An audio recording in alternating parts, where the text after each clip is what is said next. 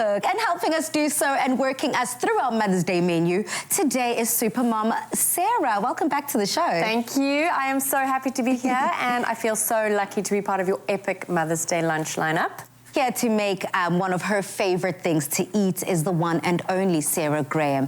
And she is an incredible mom of 3. Now, her breakfast crumble bars are delicious, easy to make, and once you've tried them, you will soon become one of your favorites within the family. So, I mean, simple, easy is what it's all about. Yeah, I think we have less than 10 ingredients, so just a handful of ingredients. Everything is kind of worked out in simple ratios, and the essence of my new book, Good and Simple, is really just making food that celebrates plant-based cooking, but also that just gets people off their couches and into their kitchens. Yes. And is as fuss-free and family-focused as possible. So for a recipe like this, what do we need? Okay, so I have got a cup of self-raising flour.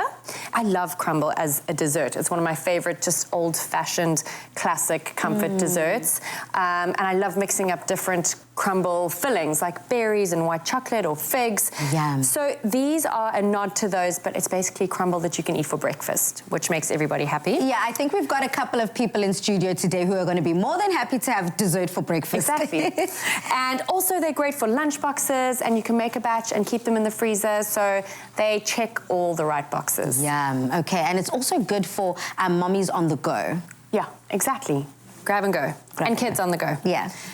So, cup of self-raising flour, half a cup of oats, just for some nice texture. We have got half a cup of butter. The more butter, the better. Some brown sugar.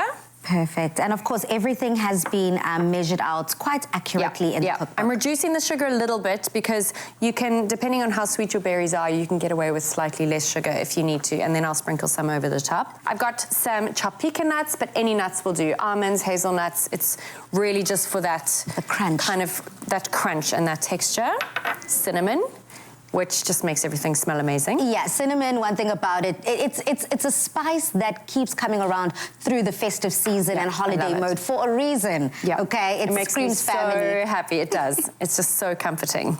So in we go. With your hands? Yeah. Okay, well, Sarah, as you are working that batter through with your hands, I mean, you've already kind of given us some sneak peeks and tips and tricks of what we can find in Good and Simple. But 6 cookbooks later, baby girl, you are doing the things.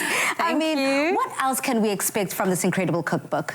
Because I have 3 daughters, I think my focus always fundamentally is about getting more goodness on our plates. And I fully believe that if we have more goodness on our plates, we will get more goodness out of our bodies and perform better.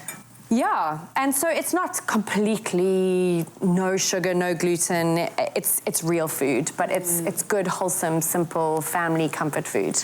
Now, one thing about, they say eating clean and adding that nutrition onto your plate, a lot of people feel like, oh my goodness, where does one start? It's expensive, number one, time consuming, and you know, it's sometimes convenience isn't really the healthiest. But this cookbook is kind of dispelling all of those myths. So that was something that I was trying to do when I wrote it, is really leave people no excuse not to cook. And obviously because it's primarily plant-based, that does make it a lot more budget-friendly. But I've also included something called flexitarian footnotes in the Flexitarian. So if people want to add in meat because it's just what their family needs or certain members of their family, then they can do that. Yeah. I'm going to grab a copy for myself just to kind of look through. I mean, meal prep is what it's all about for someone like me. So I'm definitely going to be holding this very, very close to my heart. Now, as you are about to put this into the baking tray, as you will, top tips to getting this right. So this is definitely always, you know, always read the recipe from start to finish before you even get stuck in. My oven is preheated. This is a 20 by 20 baking dish that has been lined and greased, so we're not going to have any issues when we try and get these crumble bars out of the tin, which would be really sad after all this effort. And I've just made a rough crumble, pressing it down, in it goes, and then we are going to spread I just want to reserve some for the top. A little bit for the top. Beautiful. And what kind of, is that like a raspberry puree that you've got on the side? So this is something that we almost always have in our fridge in our house. It's a raspberry chia jam. And it's literally, I'm going to show you how to make it just now, but it's stewed raspberries with a little bit of honey and chia seeds. And the chia seeds help to bind the jam together. Wow. And gives it that jammy texture. And so we're just going to spread some over the top. Quite a healthy slather of that. I mean, that is what, it adds that color, the pop of color, which also says, come eat me right now. I mean, your cookbooks are always filled with amazing advice. I mean, already here, home hacks. You just open how to add more protein. What led you to this approach within all of your cookbooks, just giving that advice back to our home cook? I think there's just so much joy in somebody going into their kitchen and cooking a meal and sharing it with people that you love. And I just want to remove any barriers that might stop people from doing that, and just get them back in their kitchens and realizing the joy of actually cooking. And it can be so simple, and just, you know, taking the fear out of simple home cooking.